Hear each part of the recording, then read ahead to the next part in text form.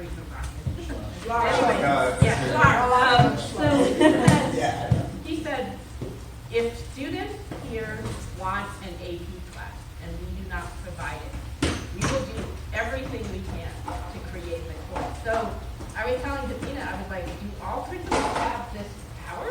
Like, can they just? If you have the money and the. Or no, it was kind of an interesting comment he made, like that he made it sound like he actually can follow through with it.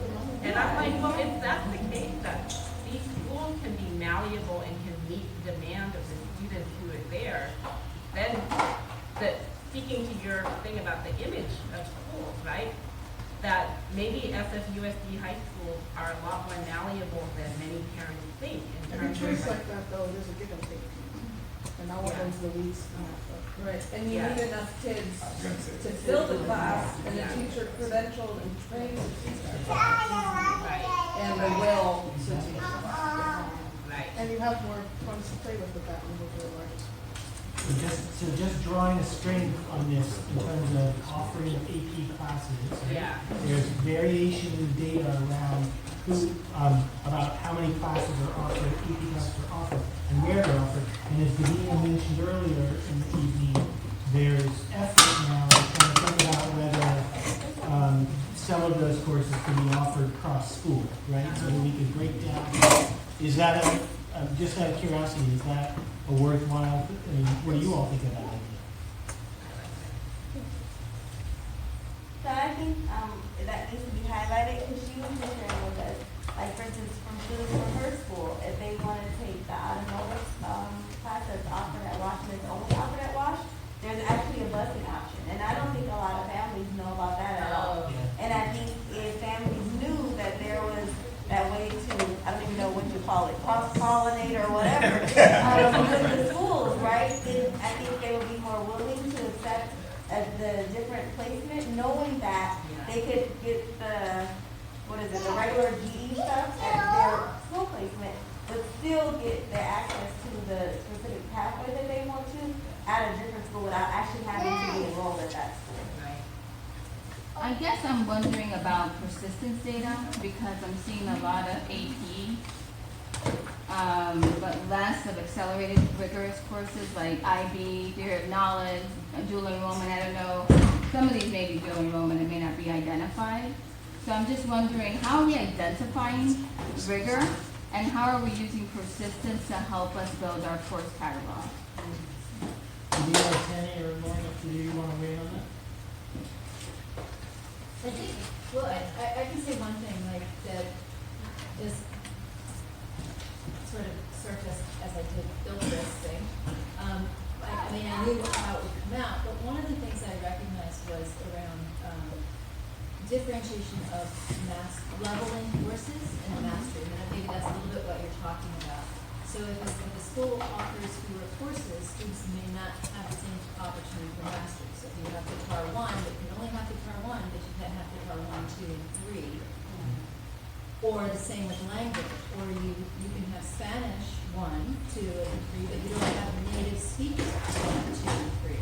So it may limit the draw of students to your school, but it also may limit the opportunity for a deep dive into a particular subject area.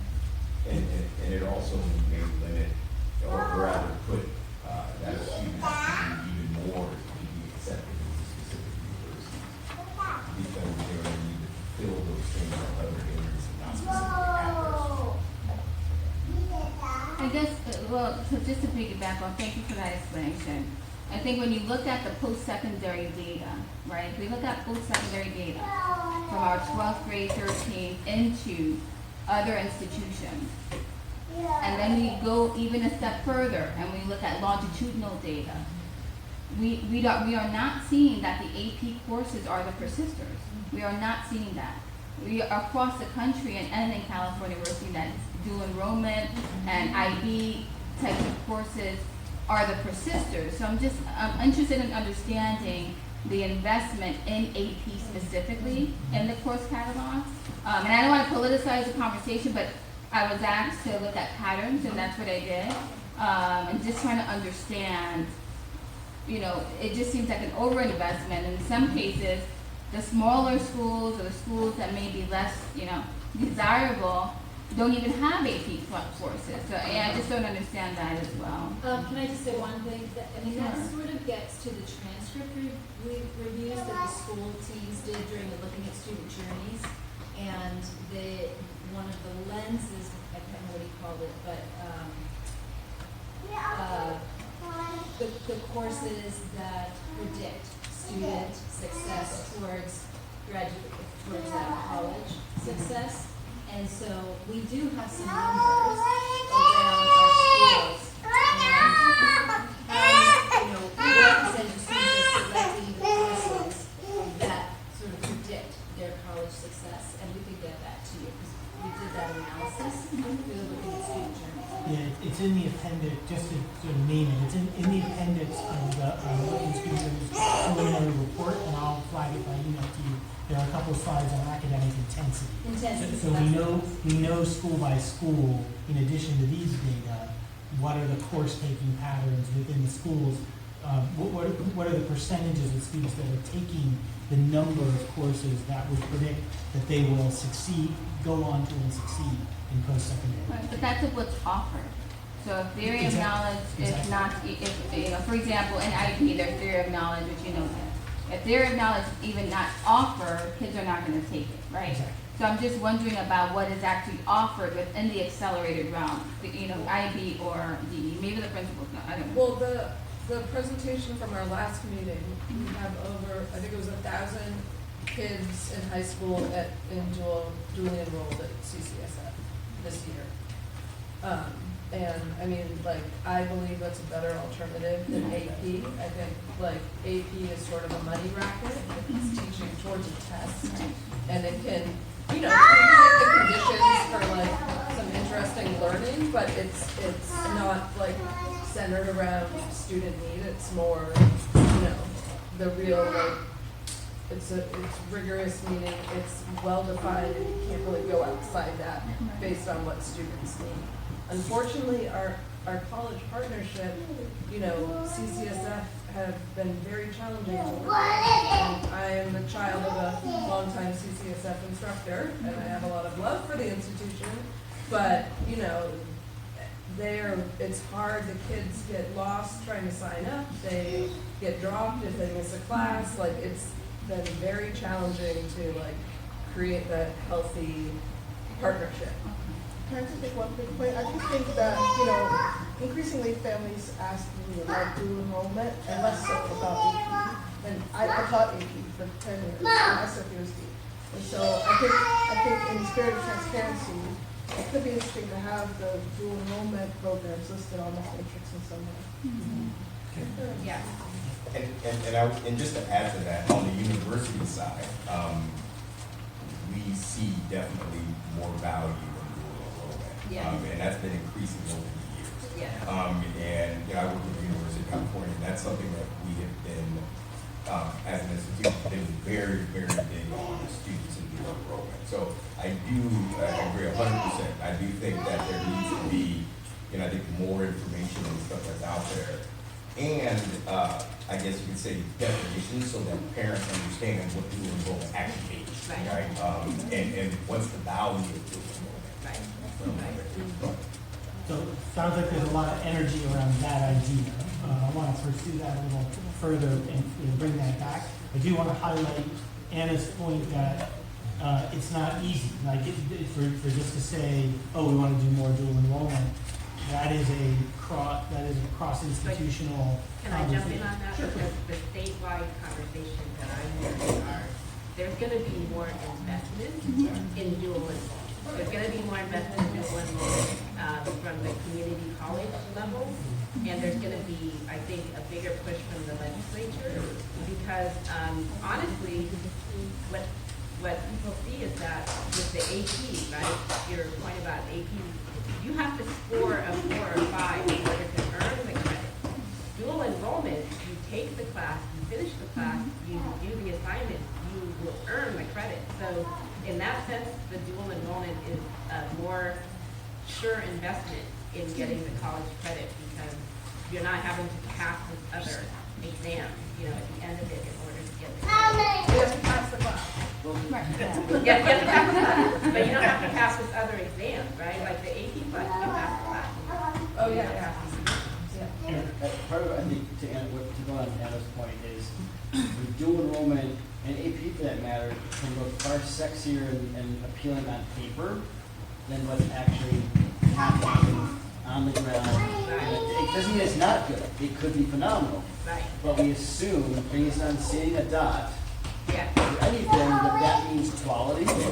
And so I want to layer this into a conversation about teaching and learning, so schools that intentionally build in dual enrollment in a way where their teachers are also somewhat connected to it, and making sure that it's not just a student can enroll, but they're going to be successful and thrive, and actually it's going to like excite them about something in the future. Just and one other point is, one, Tammy, you crushed this. This is awesome. And I wonder if a future layer of this, because this gives language to families, right? We're giving language to families around how to think about school. And right now, it's pretty centered on courses, which by design, it's supposed to, right?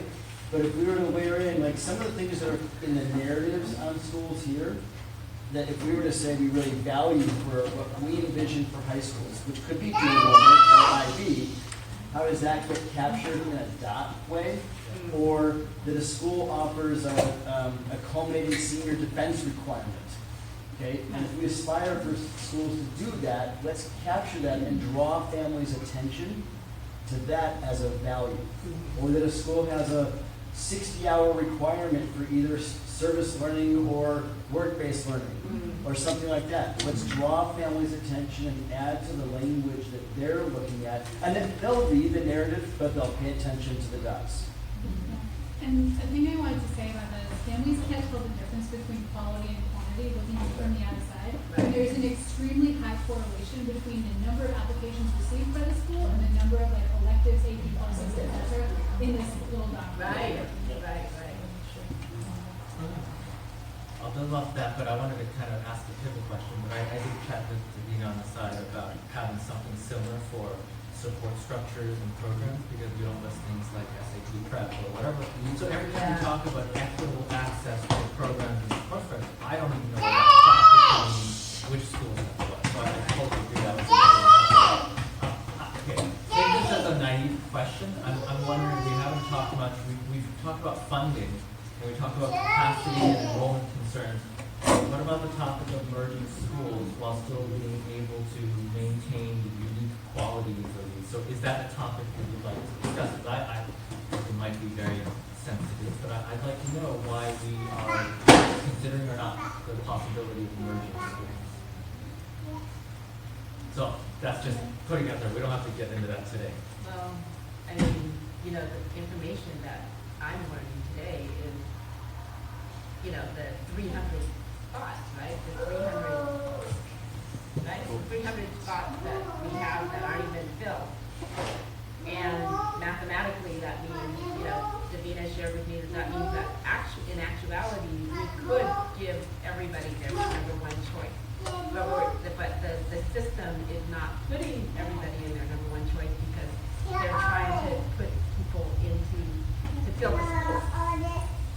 So I told Davina, I think that personally sounds kind of cruel, you know, like that you could have your number one choice, but you're not being given it because of the, you know what I mean, of the mathematics of trying to fill spots in all the schools. Because we know that mentally, if you don't get your number one school, you're not mentally going to be really invested in going to this other school that you got placed into that was even number 2, right, or number 3, let alone 4 or 5, right? So I'm wrapping my head around that right now, the fact that this district could, in actuality, we have enough spaces to give everybody their number one choice, but we're not. I don't know that that's exactly true, like everybody can't go to LinkedIn, but we can give a lot more people their first choice. Yeah. But we do not, because we are prioritizing filling all of ours. Okay, thanks for that clarification. All right, so here's what I want to do. In 2 minutes, we're going to pivot to public comment, and then we're going to do a quick close. everybody has this document that you were taking notes on. I would like you to flip it over, and on the back, I would like you to write one observation or one strategy that was like the most important thing that you think came out of looking at doing this exercise, and I want you to take a picture of that and send it to me. So repeat that. I want you to take one, we're going to continue this conversation, but I want you to say, from this conversation that we just had, the data observation or the strategy that we should pursue as a result of that data, and that I think is the most important, is X.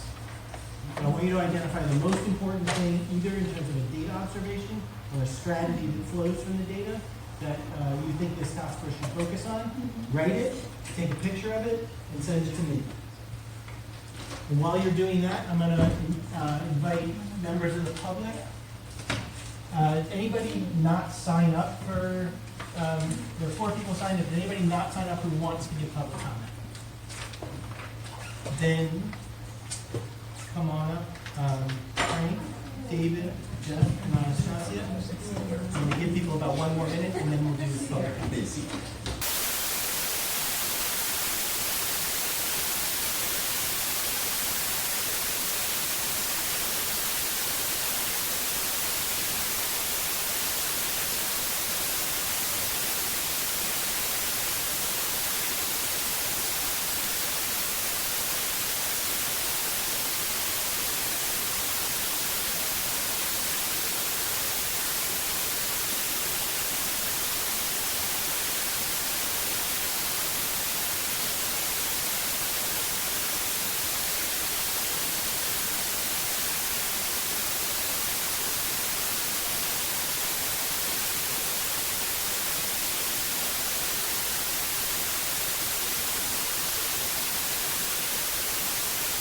Text me that, and that will be data that we bring back the next time when we continue this conversation. And I just wanted to see what you all took away as most important, so Tammy and I can do some thinking offline about that.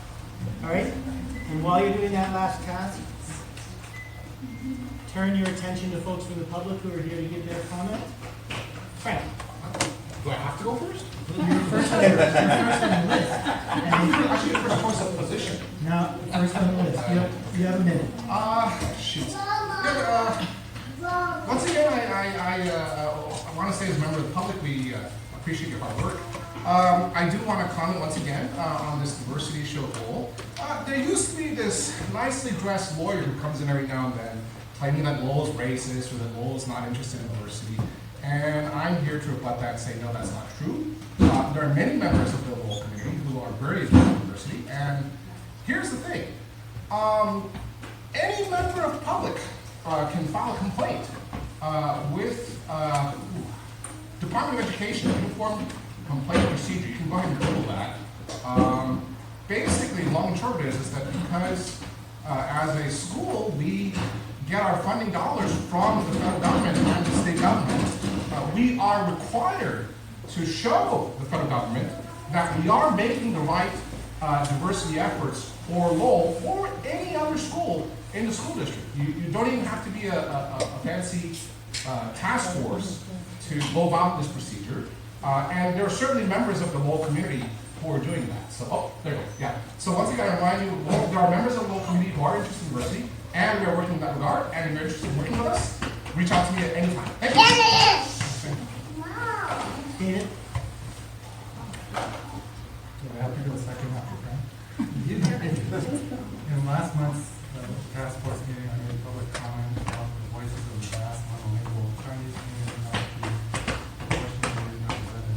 The contract with Consulting states that current board is to quote, gather input from the community to understand what the needs and wants from the district's high schools. The district's middle schools are currently facing many challenges in school safety and academic outcomes. These students will rise to high school. There have been conversations with the middle school community and how the high schools can address their needs. At the same time, there are students who love math and most other subjects and are thirsty learners. As this community of students address their needs in high school. The task force spent much time tonight discussing career readiness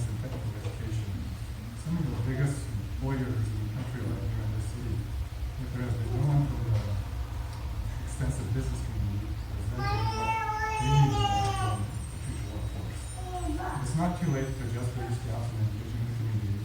Please make adjustments so that the task force can use the most inclusive and effective as possible. Thanks for your time.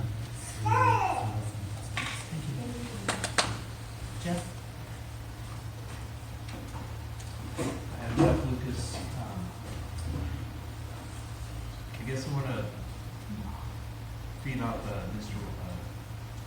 Don's comments. So we can do many things. The district has budget, $1 billion budget. Dr. Wynn's not here, but he allocates $1 billion a year. And with that $1 billion, we can do many things. We can't do everything. So some of the things that are going to be in conflict that I think Dr. Wynn would like your input on is how many schools should we have? What is the vision in a declining enrollment environment? Should we keep all these schools open? Our high schools were sized for 20,000 students. We only have 15,000 today. Average class size. What do we want our class sizes to be? Part of that's in the union contract. The union is currently negotiating with the district, but average class size is part of it. The number of teachers is part of it. How many classes should students be able to take? Should it be 6? Should it be 7? So these are some of the big strategic priorities that I think Dr. Wynn would like some input on. And in terms of international baccalaureate, we don't have it. Maybe we don't want international baccalaureate. That would require a lot of resources to make it. Ambassador, Annastasia?